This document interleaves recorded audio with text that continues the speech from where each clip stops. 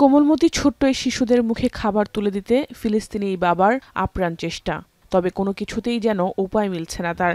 আকাশ থেকে ত্রাণ পড়বে সেই খবর পেয়ে গাজার দেইর আল বালাতে যান তাইসির ওবায়েদ নামের ৩৭ বছর বয়সী এই ফিলিস্তিনি। তবে দিন শেষে ভাগ্যে জুটেছে কেবল আধখণ্ড রুটি।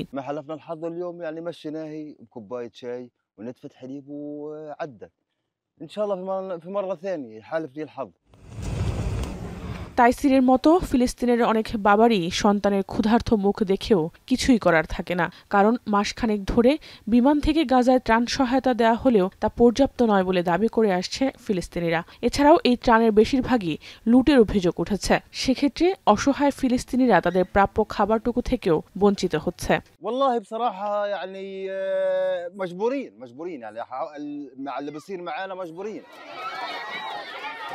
গাজায় দিনের পর দিন না খেয়ে প্রতিদিনই মৃত্যু হচ্ছে ফিলিস্তিনিদের, যার মধ্যে শিশুরাও রয়েছে। এমনকি ত্রাণ আনতে গিয়ে প্রাণ হারাচ্ছেন তারা। জাতিসংঘের দেয়া তথ্য মতে গত মে মাস থেকে ত্রাণ আনতে গিয়ে ১,৭৬০ জন ফিলিস্তিনি নিহত হন। ক্ষুধার যন্ত্রণায় মৃত্যুকে বরণ করার পাশাপাশি ইসরায়েলি হামলাতে অনেক শিশু নিহত হচ্ছে গাজা উপত্যকায়। শুক্রবার ইসরায়েলি হামলায় ১.৫ বছরের এই শিশুটি নিহত হন। الأب وأحفاده وأولاده ومن بين هذه الإصابات كان طفل عمره 1.5 سنة। যেসব ফিলিস্তিনিরা আহত হয়ে হাসপাতালে চিকিৎসা নিচ্ছেন তাদের জন্য মরার উপর খাড়ার ঘা হয়ে উঠেছে তীব্র গরম। হাসপাতালে এমনিতেই প্রয়োজনীয় চিকিৎসা সরঞ্জাম নেই, তার উপর গরমের যন্ত্রণায় দিশেহারা হয়ে হাসপাতালের বেডে কাতরাচ্ছেন তারা।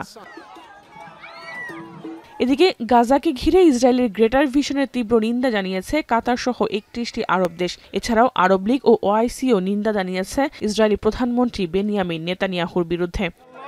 শুক্রবার ইসরায়েল বিরোধী ব্যাপক বিক্ষোভ হয়েছে ইয়েমেনের রাজধানী সানায়, যেখানে হাজার হাজার মুসলিম ফিলিস্তিনিদের প্রতি সংহতি জানিয়ে স্লোগান দেন, দাবি জানান ফিলিস্তিনের স্বাধীনতার।